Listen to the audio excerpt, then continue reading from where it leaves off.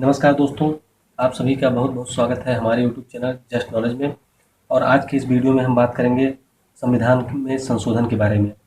तो सबसे पहले जान लेते हैं कि इस वीडियो में आपके लिए क्या क्या होगा। हम सबसे पहले जानेंगे कि आखिर में संविधान में संशोधन की आवश्यकता क्यों पड़ती है, हमारे भारत के संविधान में संशोधन की प्रक्रिया क्या है, कितने प्रकार के संशोधन हो सकते हैं और इस प्रक्रिया की आलोचना क्यों हुई थी, और कुछ अन्य देशों के संविधान के संशोधनों से इसकी तुलना करेंगे। तो चलिए शुरू करते हैं। हमारे देश में जो संविधान में संशोधन की प्रक्रिया को अपनाया गया है वो हमने दक्षिण अफ्रीका के कॉन्स्टिट्यूशन से लिया है, मेन साउथ अफ्रीका के कॉन्स्टिट्यूशन से हमने इसको लिया है। और हमारे कॉन्स्टिट्यूशन में ये आर्टिकल 368 में है, जो कि पार्ट 20 का एक आर्टिकल है। तो सबसे पहले जान लेते हैं कि आखिर आर्टिकल 368 में क्या दिया हुआ है। आर्टिकल 368 में बताया गया है कि संसद अपनी शक्ति के द्वारा और इस अनुच्छेद में वर्णित प्रक्रिया के अनुसार संविधान में नए उपबंध कर सकती है तथा पहले से विद्यमान उपबंधों को बदल या हटा सकती है। मीन्स संविधान में संशोधन की पूरी शक्ति हमारे देश की संसद को दी गई है और इसमें कहा गया है कि संसद इस अनुच्छेद के द्वारा संविधान के अन्य अनुच्छेदों में किसी नए नियम को जोड़ सकती है या पहले से उसमें जो नियम हैं उनमें बदल सकती है या उनको हटा सकती है। अब जानते हैं आखिर में संविधान में संशोधन की आवश्यकता क्यों पड़ी।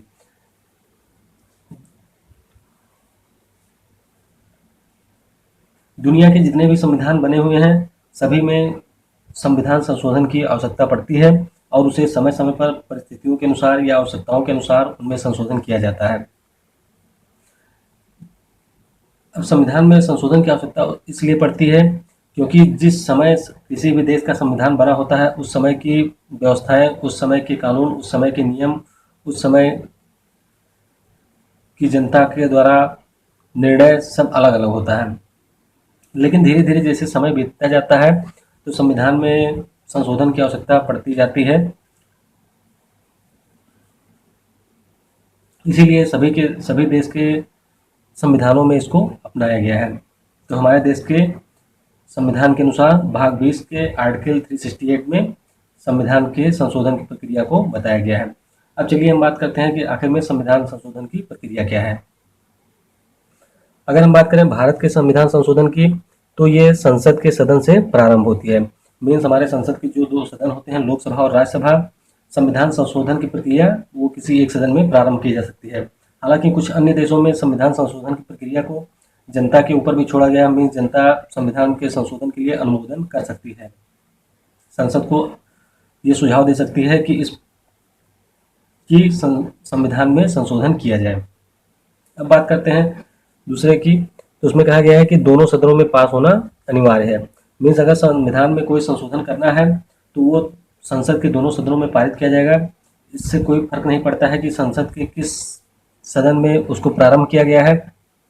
अगर संविधान में संशोधन की प्रक्रिया किसी एक सदन में प्रारंभ की जाती है तो उस सदन में पास होने के बाद वो दूसरे सदन में प्रस्तुत की जाती है, जहाँ पे भी उसका पास होना अनिवार्य होता है। फिर हम बात करते हैं संविधान संशोधन की तीसरी व्यवस्था की। कुछ हमारे संविधान में ऐसी प्रक्रियाएं हैं या कुछ ऐसी व्यवस्थाएं हैं जिसे संघीय व्यवस्था कहते हैं। उसमें अगर संशोधन करना होता है, मीन्स अगर राज्य के किसी मैटर में भी संशोधन करना होता है तो उसमें आधे राज्यों के, जितने भी हमारे देश के राज्य हैं उनमें आधे राज्यों की विधानसभाओं में उसको पास होना जरूरी होता है, तभी वो संशोधन अधिनियम बनता है या उस पर कानून बनाया जा सकता है। अब हम बात करते हैं संशोधनों के प्रकार की। मीन्स कितने तरह के अमेंडमेंट हमारे कॉन्स्टिट्यूशन में है। तो हमारे संविधान में 3 तरह के संशोधनों को बताया गया है।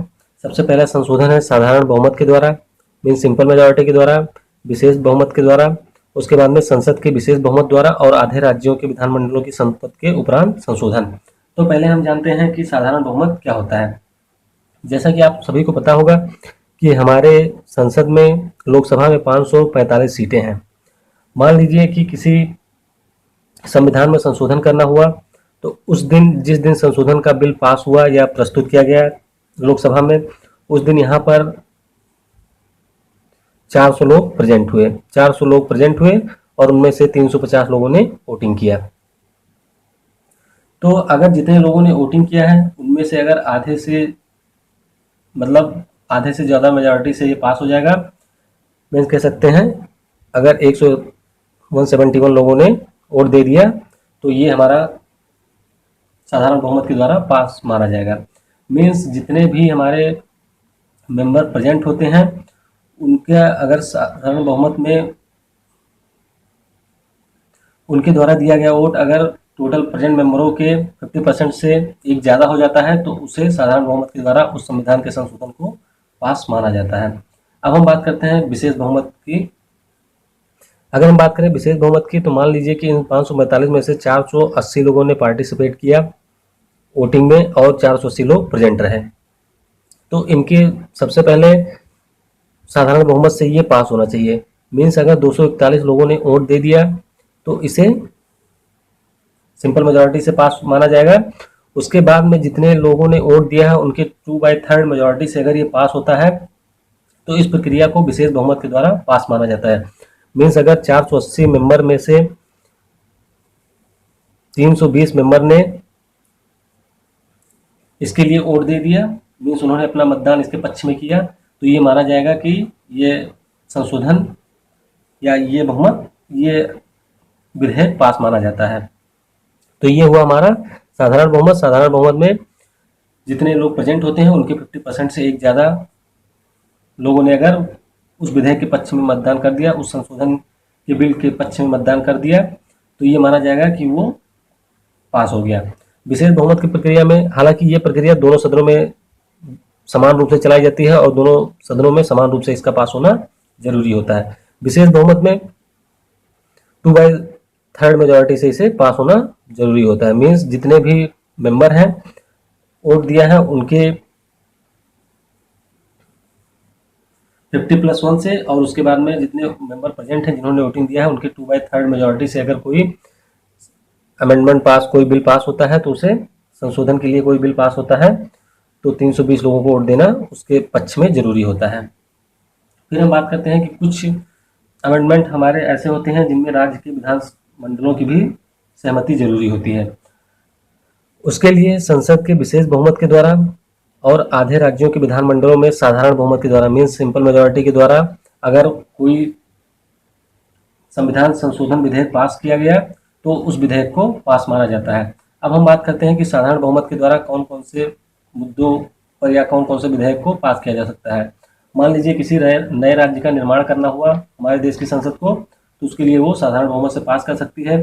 किसी नए राज्य का प्रवेश करना हुआ या किसी राज्य में विधान परिषद का निर्माण करना हुआ या दूसरी अनुसूची के अनुसार राष्ट्रपति, राज्यपाल, लोकसभा अध्यक्ष इन लोगों के विशेषाधिकार की बात करें, संसद के सदस्यों के वेतन और भत्ते की बात करें, राजभाषा के प्रयोग की बात करें, नागरिकता से संबंधित कोई उपबंध हो उसके लिए, केंद्र शासित प्रदेशों के लिए कोई नियम बनाना हो, उसके अलावा 5वीं या 6ठी अनुसूची में कोई परिवर्तन करना हो, तो ये सब हमारे देश के संविधान में साधारण बहुमत के द्वारा पास माने जाते हैं। फिर विशेष बहुमत के द्वारा हमारे संविधान में जितने भी इसके अलावा उपबंध होते हैं, ज़्यादातर उपबंध या ज़्यादातर विधेयक संविधान में संशोधन की प्रक्रिया विशेष बहुमत के द्वारा संसद को ही दी हुई है और हमारे देश की जो संसद है वही इसको पास करती है। अब हम बात करते हैं संसद के विशेष बहुमत के द्वारा और आधे राज्यों के विधानमंडलों की संतुष्टि किस मामले में आवश्यक होती है। अगर हम बात करें कि संसद के विशेष बहुमत द्वारा और आधे राज्यों के विधानमंडलों की संतुष्टि की बात करें तो ये ऐसे संविधान संशोधन विधेयक होते हैं जो संघीय ढांचे से संबंधित होते हैं, मतलब जिनमें केंद्र और राज्य सरकार दोनों समान रूप से उपबंध बना सकती है, समान रूप से नियम बना सकती है।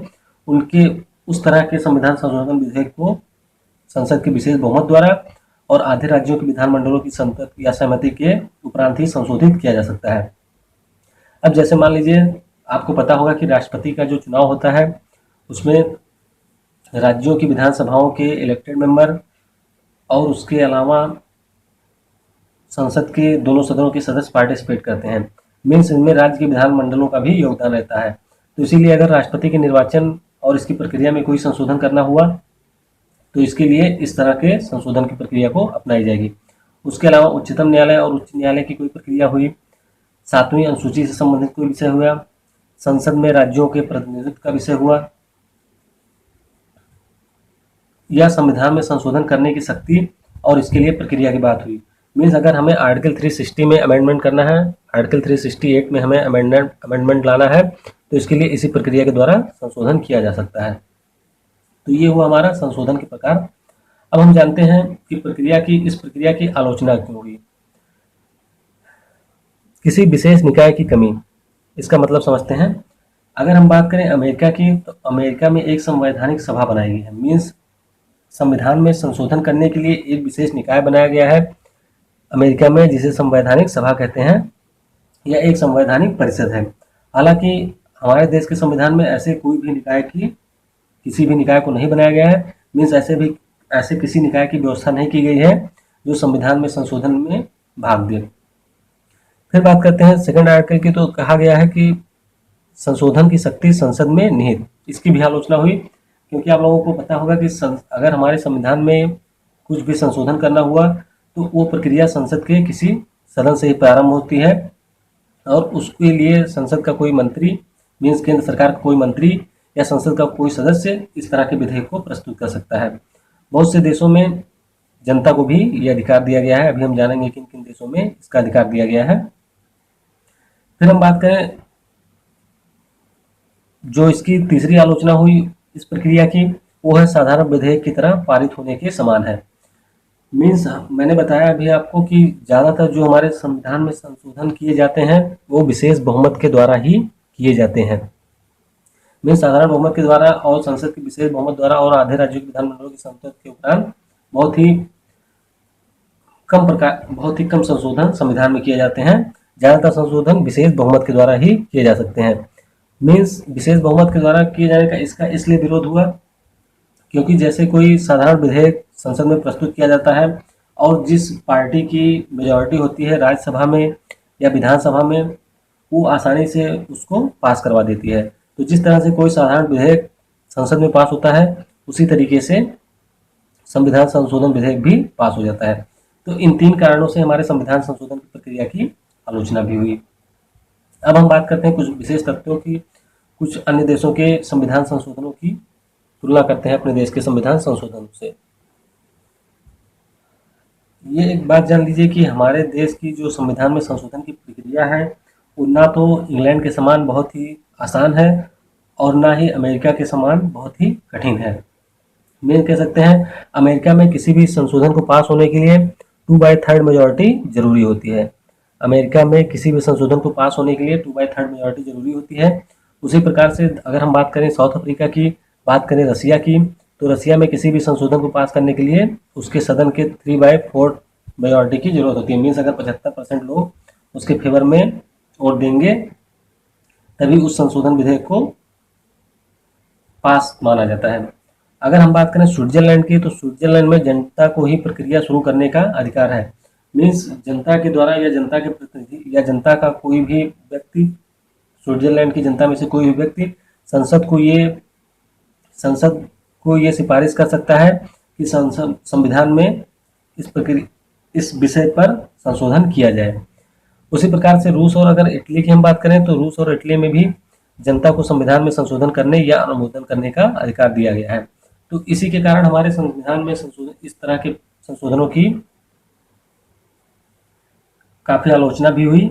लेकिन अगर हम बात करें इसकी सामरिक रूप में बात करें, तो हम ये कह सकते हैं कि हमारे संविधान में संशोधन की प्रक्रिया ना तो बहुत ही आसान है और ना तो बहुत ही कठिन है। मीन्स ये डिपेंड करता है कि हमें किस मुद्दे पर संविधान में संशोधन करना है। तो ये हमारे संविधान में संशोधन की प्रक्रिया हुई। इस वीडियो में हमने आर्टिकल 368 के बारे में कम्प्लीटली बात किया। आपको ये वीडियो कैसा लगा हमें कमेंट करके ज़रूर बताएं, अपने दोस्तों के साथ शेयर करें और वीडियो को लाइक करना बिल्कुल ना भूलें। और अगर अभी तक आपने हमारे चैनल को सब्सक्राइब नहीं किया है तो सब्सक्राइब कर लीजिए। Thank you for watching. जय हिंद, जय भारत।